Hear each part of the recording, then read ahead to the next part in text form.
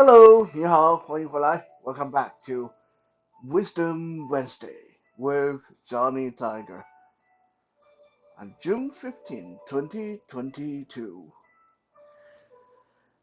I've been doing Wisdom Wednesday for going on to 2 years. Yeah, I gotta be at least 2 years now.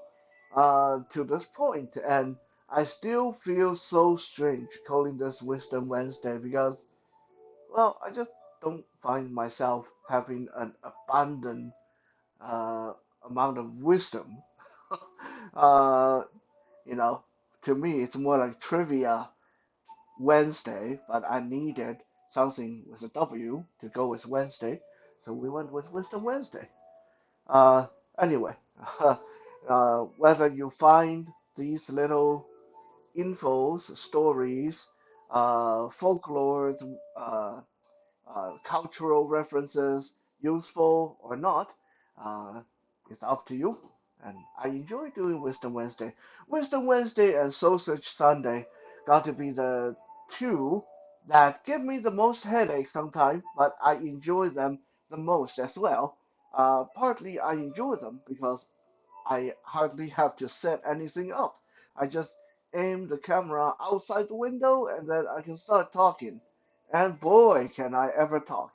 If all I have to do is talk on these videos, then that would be the easy part. Uh, but other videos, Tactical Tuesdays, uh, and Survival Saturday and Fitness Friday, I actually have to set up. I actually have to get dressed apart and go through the movement and make sure the cameras are on the right angle. And when we are not even getting into Music Monday and Toy Thursday. I mean, those two take the most setting up. This last Music Monday, this the old love song episode, took me over 12 retakes. This was ridiculous. Took me 2 hours to do that video.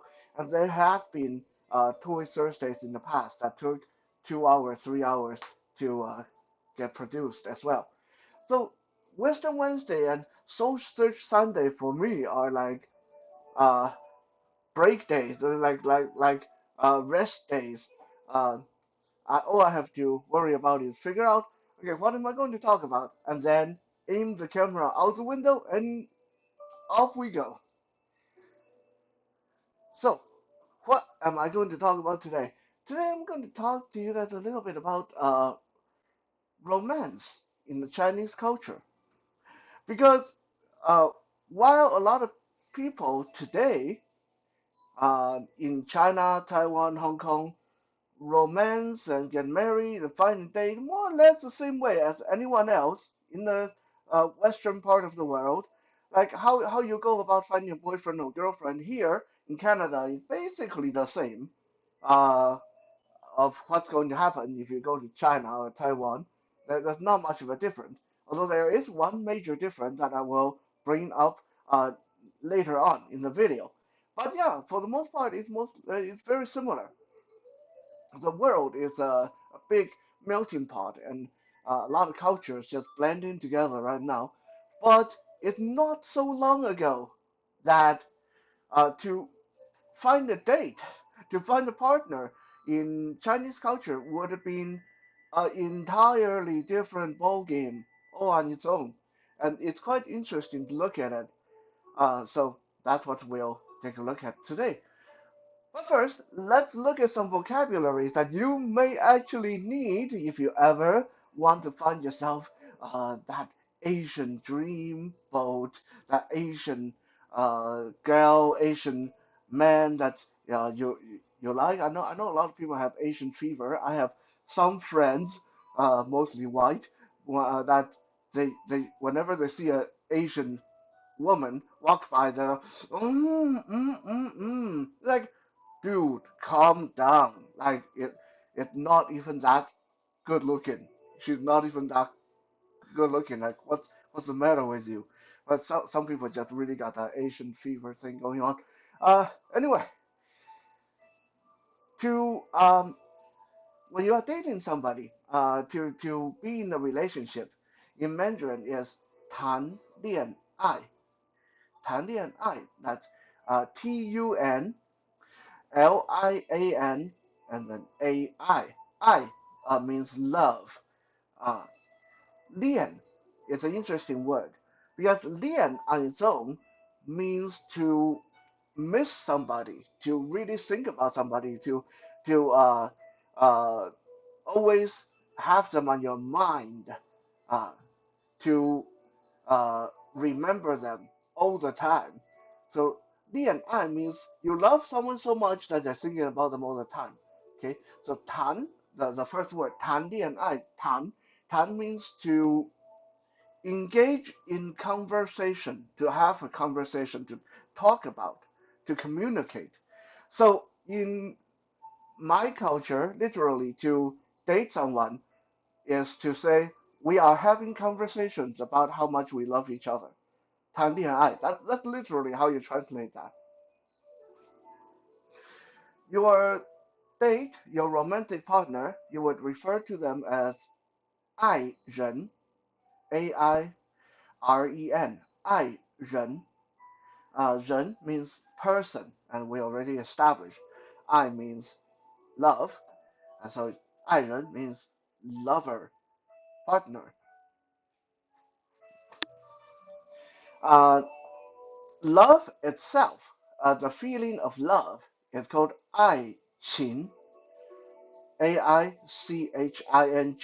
Now, 情 is another interesting Mandarin word because 情 means strong feeling of connection.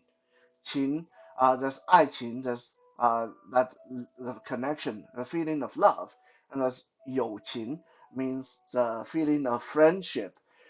亲情 means the feeling of love toward your family, and so on and so on. So 情 is a word that encompasses a lot of different kind of love. So 爱情 means the feeling of love toward a romantic partner. When you want to address your partner and use a kind of an endearment, let's say, hey, beloved, or my love, you say 亲爱的, 亲爱的. So that's how you would get their attention. Hey, 亲爱的, ready to go? Kind of thing. Qing, C-H-I-N-G, I, A-I, Qing. In this case, Qing, it means dear, very close to my heart, very close to me. I, love. So, the, D-E means belonging. Uh, so, 亲爱的, you can roughly translate it to the one who's close to my heart, who belongs to me. 亲爱的. I love you. 我爱你. 我 W-O means me, myself. I love 你 and E means you. I love you. 我爱你. Do you love me? 你爱不爱我? Alright, this one's a bit long, but it's not that complicated. 你, again, you. 爱不爱? Okay, I, we already said love. 不爱. When you add a 不, bu in front of it, means negative, no, no love, don't love. 我, me, myself. 你爱不爱我? You love me or you don't love me? Do you love me? Basically. A lot of Mandarin sentence structure, especially when it comes to verbs. When you want to negate that verb, let's say love or not love, it's 爱不爱. They basically just add a 不 uh, in front of it and then say it twice. Okay, so like if I'm asking, do you want to eat? I says 吃不吃, eat not eat. Eh? If I ask you, do you want to go? I say 去不去, go not go. Are you coming to my place? Are you coming? 来不来? come, not come. Okay, this is a very commonly seen sentence structure in Mandarin that is very useful when you grasp the rule. So basically, a lot of verbs, especially the one word verbs like I, love, can just be put in the question format when you put a 不 uh, in front of it and say it twice. So 爱不爱 love or not love, or so basically, do you love? Do you love me? 你爱不爱我?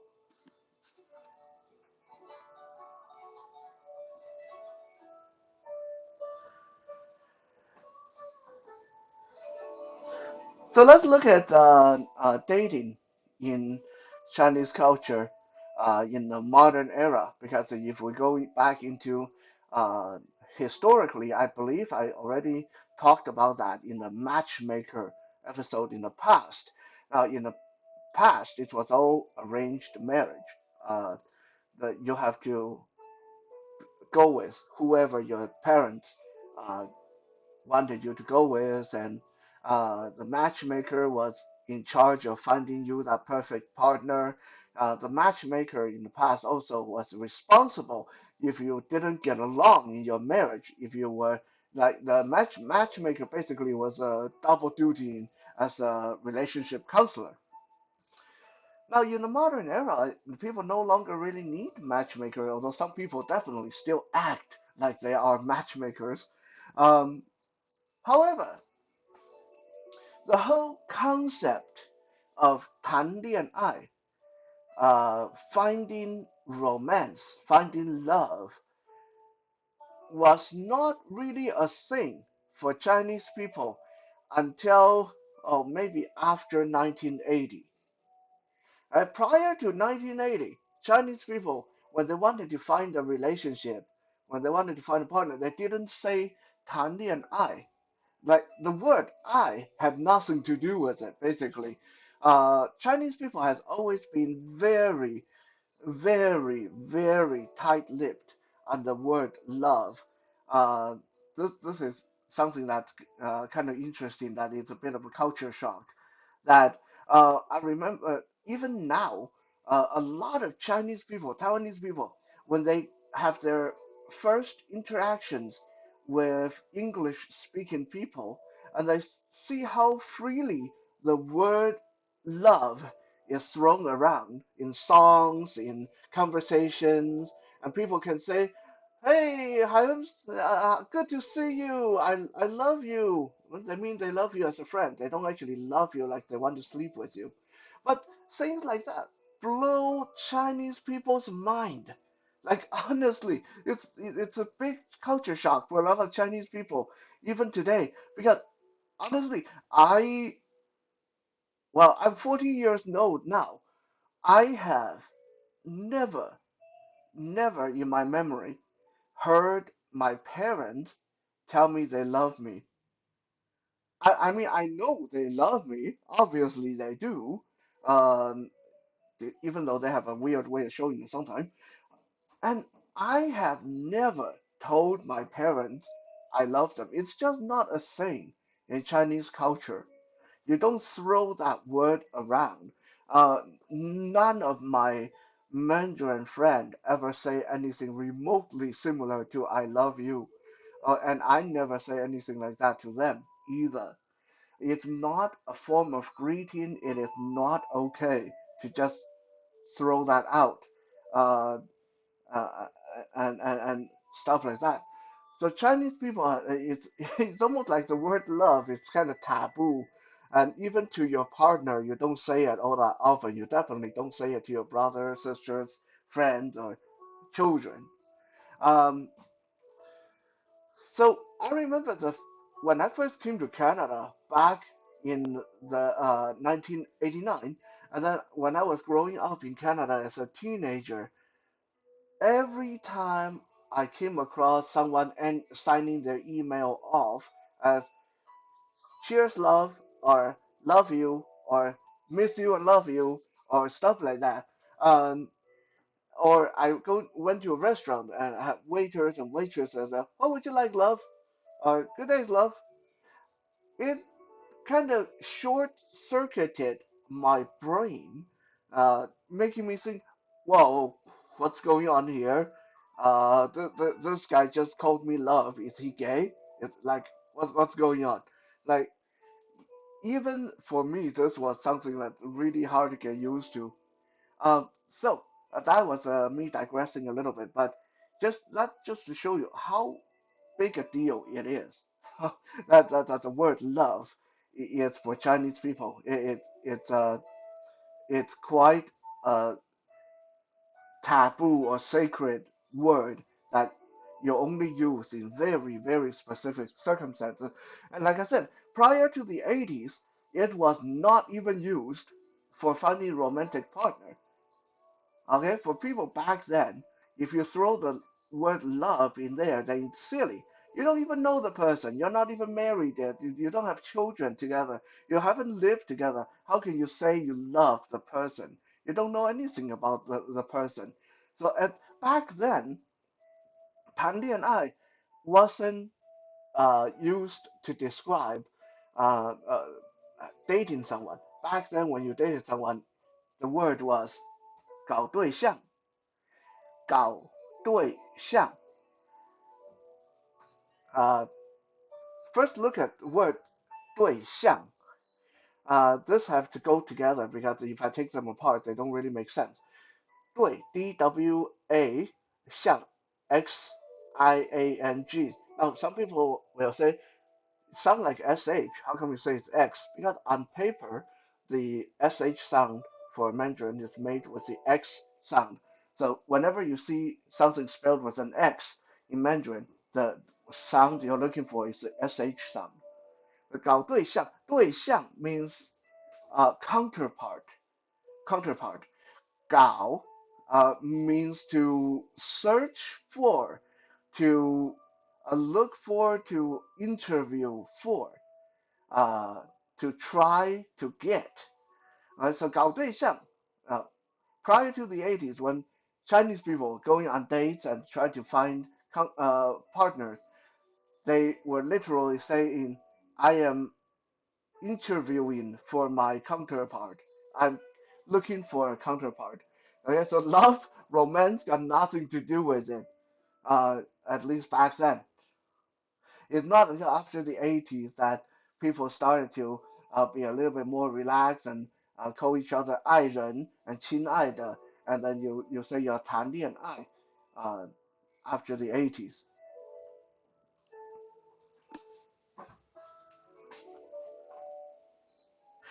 Nowadays, a lot, I hate to say this, but there's a lot of financial decisions that goes into uh, dating and romance and stuff like that. Mostly because it gets more and more expensive to live. And if you want to go out on a date, you got to go eat, you got to go watch a movie. Do people even watch movies anymore? You got to go wherever you go. It's going to cost money. Gifts cost money, and all that meals and eating out and coffees cost money. So nowadays, it seems like one of the biggest contributing factor for people to find a romantic partner is that financially you have to be compatible, or financially other person that other person have to be okay. Um, Now, of course, this is not the same in any kind of sugar daddy, sugar baby situation, but we are just talking about regular relationship here. There's just a lot of other niche relationships that this is not going to even touch upon. Back in the early days, prior to the 80s, prior to 1980s, money was not the biggest factor. It was still important. But when people were looking for counterpart with 搞对象 back then, uh, the top three things that people look for. Number one, this will probably surprise you. Number one, the number one attribute that people look for in men and women, both men and women look for this. This was the number one uh, deal breaker was how down to earth the person was. So, in other words, the more boring you were as a person, the better. The more uh, uh, funny, the more uh, uh, spontaneous. No, those things people didn't like in the Chinese culture. People wanted someone that was dependable, someone that they could count on. They always knew this person was going to be there. And so anything other than good old, dependable, boring, simple, down to earth was kind of a no-no back then. So being dependable, being simple was number one, the most important attribute, something that men and women look for in a relationship prior to 1980s in Chinese culture. Number two, education.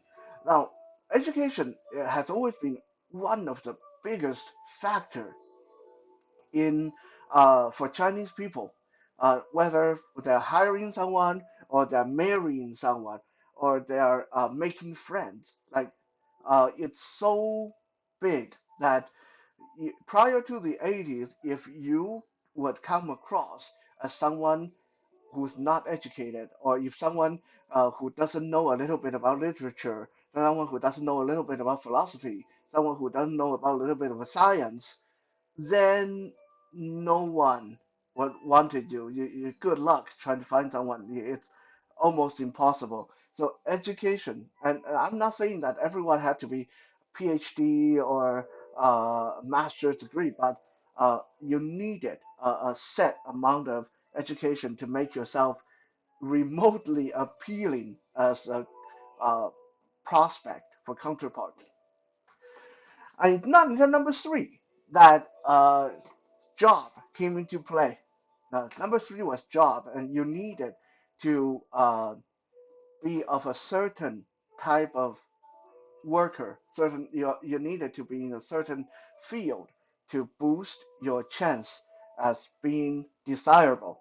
Prior to the 80s, number one, the most desirable counterpart were blue collar laborers, people who worked with their hands, because most of these people were down to earth and simple. Uh, Number two were people who were supervisors or government workers, because these people obviously were picked by the government, so hopefully they would have the right education. They had the education covered, and they had qualification, and they had integrity. uh, I just put integrity in the same thought as a government worker. That can't be right. Anyway, this was a different time than today. Government worker back then, maybe they had more integrity than today. Maybe. I don't know. So the number one most desirable work was blue collar labor. Number two was government work, and number three, military personnel, because you were fighting for your government. You were patriotic. If you were patriotic, that means you had really good character.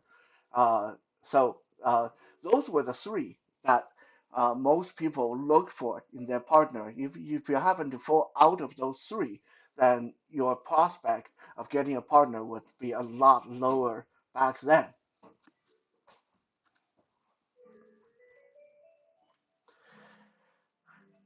After 1980, gradually more and more people became more enterprising and more people became independent thinkers.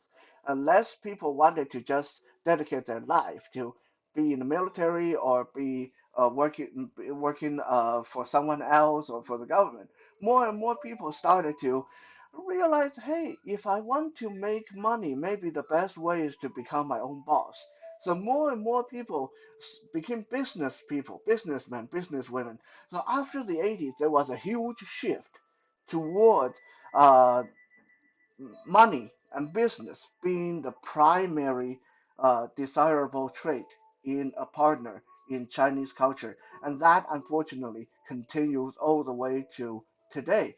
The nothing else really matter as much as do you have a car, do you have a house, how much do you have in your bank account, what kind of business do you run, how much income do you make a month.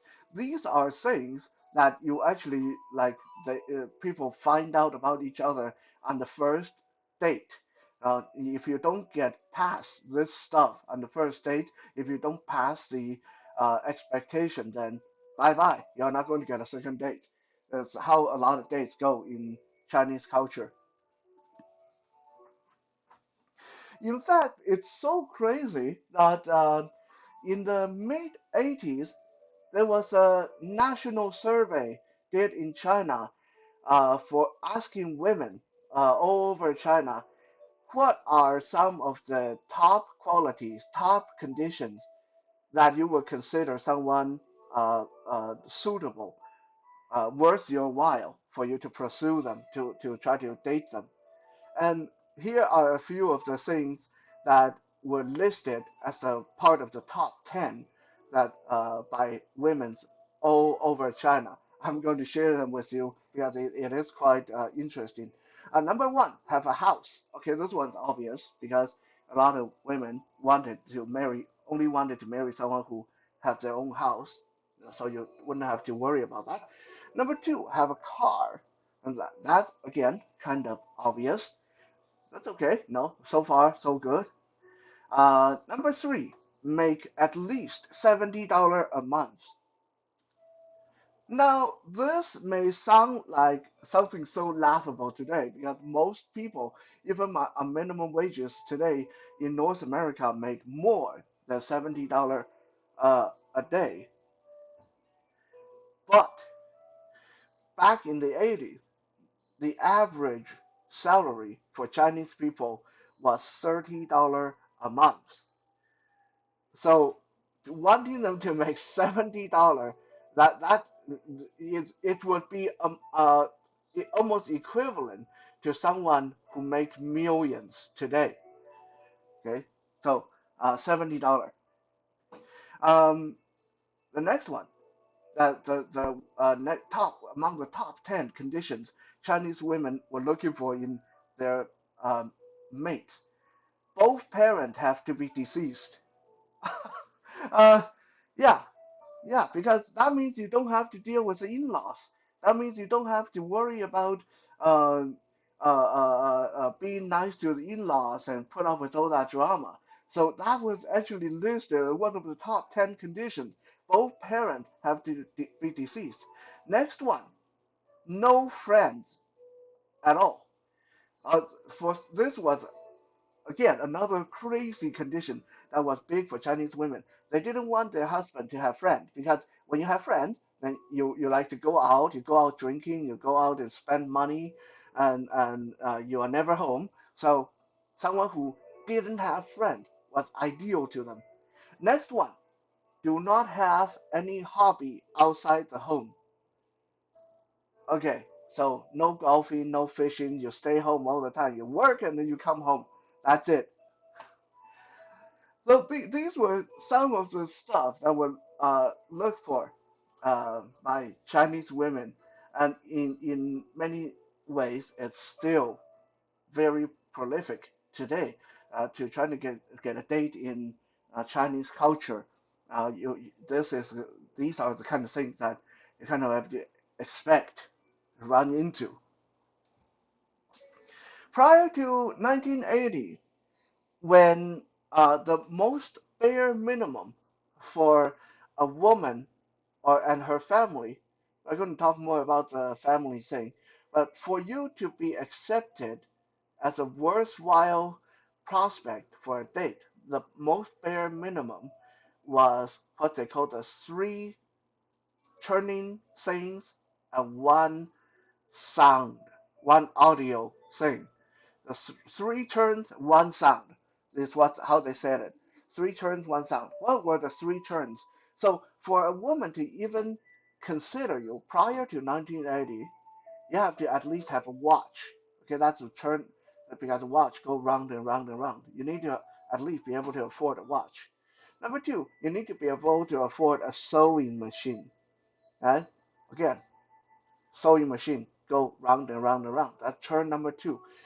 And third, you need to at least have a bicycle. Okay, if you can't afford a car, you need to be able to afford a bicycle. Those were the three turns. One sound means you need to at least be able to afford a radio. And this was a bare minimum for you to even be considered prior to 1980. After 1980, they added onto three appliances. So there's three turns, one sound, three appliances. What are the three appliances? Television, washing machine, refrigerator. So without any of these, you wouldn't even be worthy of consideration for most Chinese women and their family.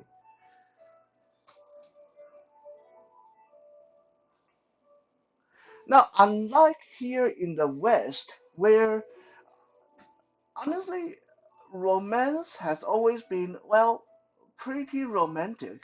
I mean, at least in modern era.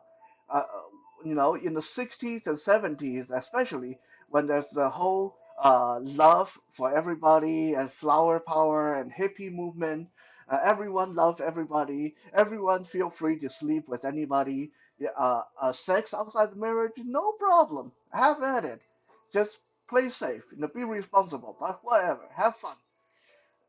This was not how things were in Chinese culture, and still not really that way today.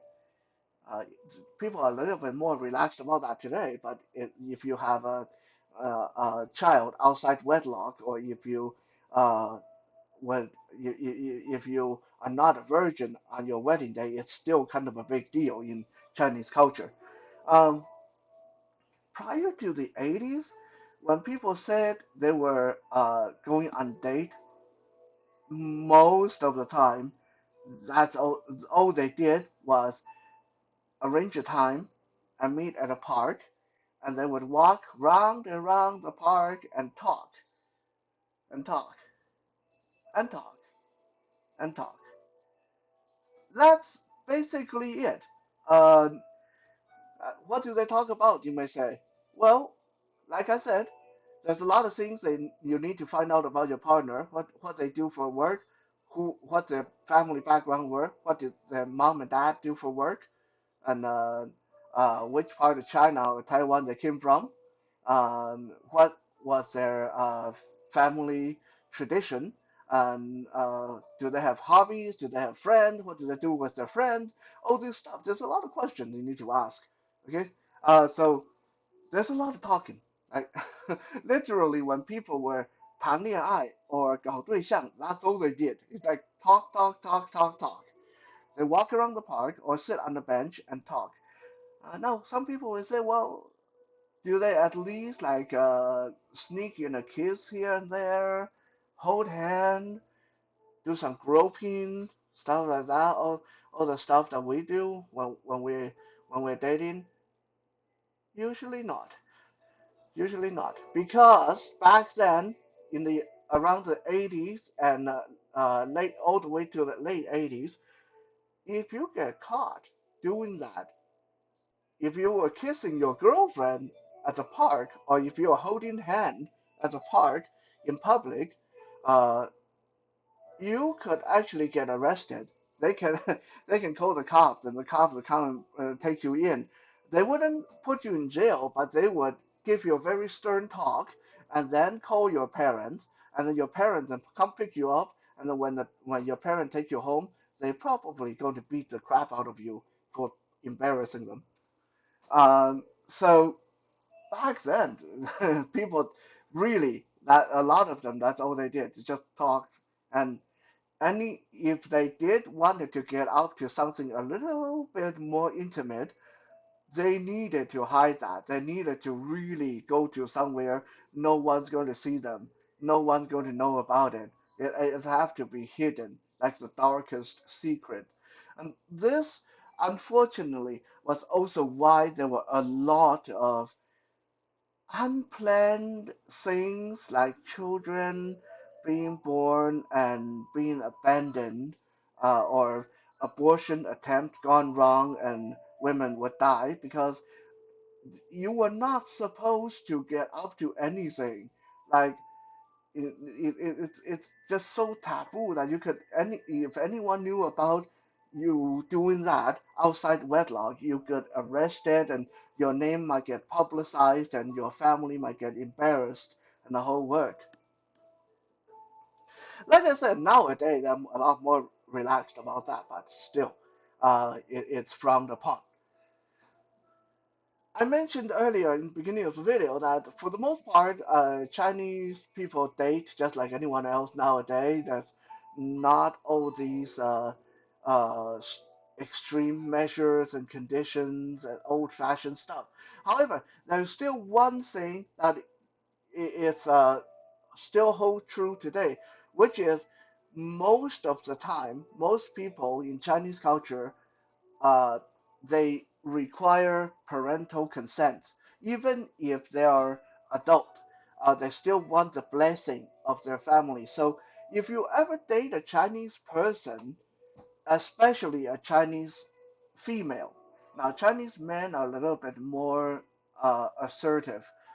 They kind of, even if their parents say no, if they like the woman, they might go along with it. But um, well, it depends on if there's an inheritance on the line. There are a lot of Chinese men that will break up a marriage or break up an engagement if their parents threaten them with writing them out of the will. But Chinese women, a lot of them are still daddy's girl or mommy's girl. So if daddy says no, good luck. She's not going to see you anymore. It just it's like that. Um, so it is very important when you want to date into an Asian family or Chinese family um, to make sure that you get along with the parents, uh, at least until you know which way the wind is blowing, which way the current is flowing, because a lot of time what the parents say will be the ultimate decision in Chinese relationship. Not the husband, not the wife, but the in-laws. The in-laws call the shot. So when you want to date someone, if the mother say no or the father say no, then it's a no. If you want to marry someone and their parents say no, then it's a no. And the one way, the quickest way for parents to say no is if they find out that the prospective partner does not have money. And money is the biggest driving factor in Chinese culture, Chinese relationship nowadays. So, for example, back in 2007, 2009, one of my best friend was married to a Chinese woman, and to get her parents to agree to the marriage, he had to hand over $20,000. Yeah? Uh, Now, some people will say, "Well, that sounds like they sold their daughter," but that is not really the thought process behind it. The thought process behind wanting the husband to hand over that kind of money is we need to know that you can make that much money so we know you can keep our daughter happy. Otherwise, don't even bother. So yeah. Anyway, this is like a drop in a bucket when it comes to romance and marriage for Chinese people in the Chinese culture. But hopefully, it has been somewhat entertaining and maybe a little bit educational. Thank you for checking out today's Wisdom Wednesday. We'll be back again tomorrow for the Toy Thursday. For now, 谢谢 and 再见。